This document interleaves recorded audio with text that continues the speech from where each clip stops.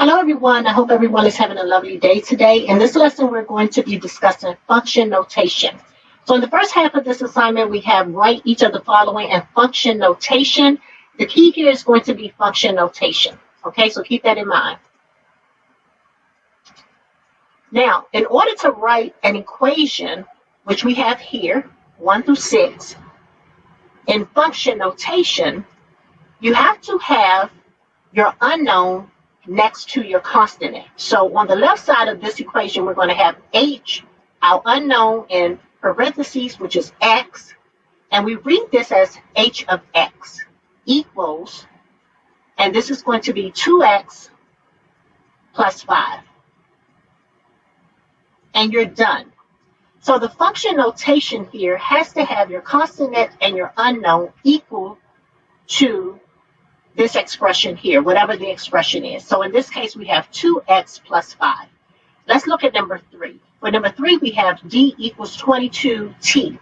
Our unknown value in this case is t. We're being asked to put this in function notation.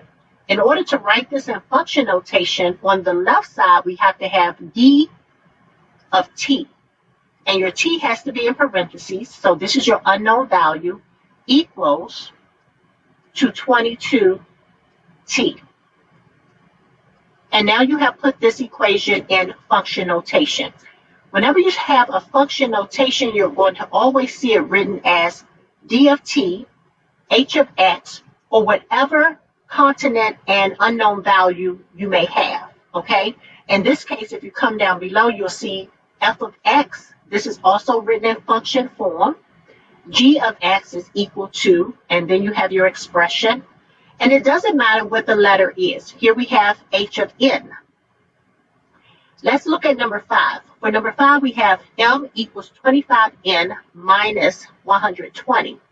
Our unknown value in this equation is n. So in order to write it in function notation, keep that in mind, we're going to have m, our unknown, which is n, in parentheses, n, and then equal to our expression, which is 25n minus 120. Now, this problem is not asking you to do anything else other than to write your expressions in function notation. And this is how you will write it in function notation. Okay, you're going to always have m of n, and that's how we read it.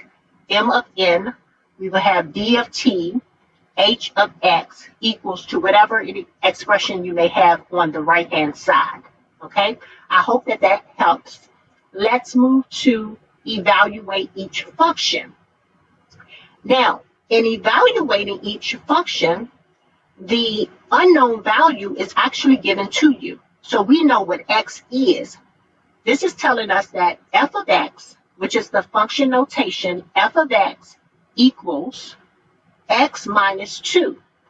Find f1. So if x, which is here, is equal to 1, what would this equation be once you solve it?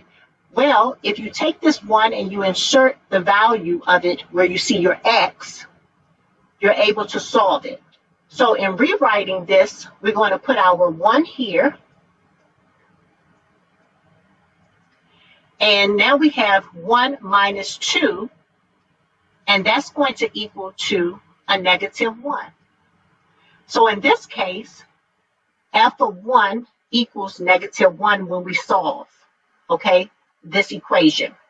Now, let's look at number 19. Number 19 tells us that f of x equals 4x minus 22. Find h of 2. Well, this is telling us if x is 2, what would this equation be? Okay, so we're going to take this value of 2 and insert it wherever we see the x. So in this case, we're going to have 4 times 2 minus 22. So when we solve it, we're going to have 4 times 2 is 8. 8 minus 22. And that's going to give us 14. And we're going to have a negative 14. Because our answer will take the sign of the larger number, okay? Remember, we never subtract, we add, so we would actually turn this negative into a positive, and then we change this 22 to a negative 22.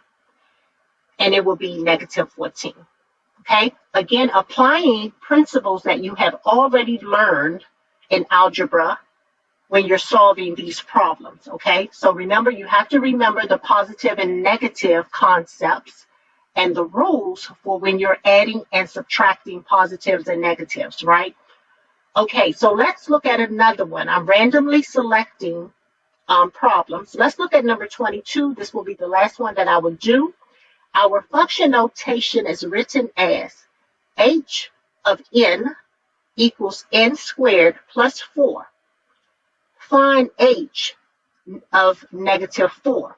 So this is telling me that my h of n is actually h of negative 4. So wherever I see n, I'm going to insert this value in the place of it. So now I have negative 4 squared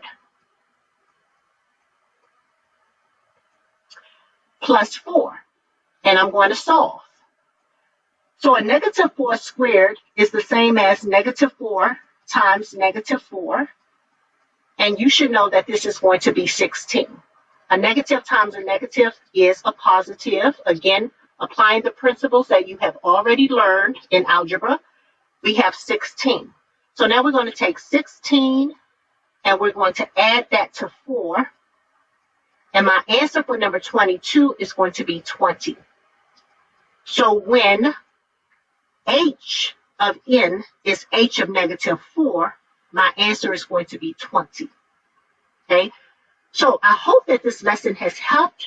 I'm sure it will help my students as they are required to complete assignments like this. If you have any questions, be sure to reach out to me. I will be happy to assist you. I hope everyone have a blessed day today. Bye-bye.